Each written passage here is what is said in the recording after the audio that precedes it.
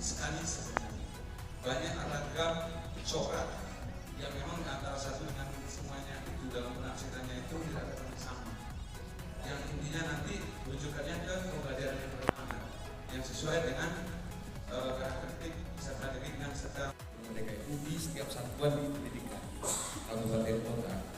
Artinya kita harus punya sinkronisasi dengan pembuat kebijakan di daerah. Itu yang dirasa sebenarnya. Karena kita sudah tahu selain dari sekolah penggerak ini, pelatihan khusus bagi sekolah yang lain itu tidak ada. Mereka mencari sendiri, baik dari platform mereka mengajar atau sumber-sumber lainnya. Tetapi terkadang dalam implementasi juga banyak miskonsepsi yang didapatkan.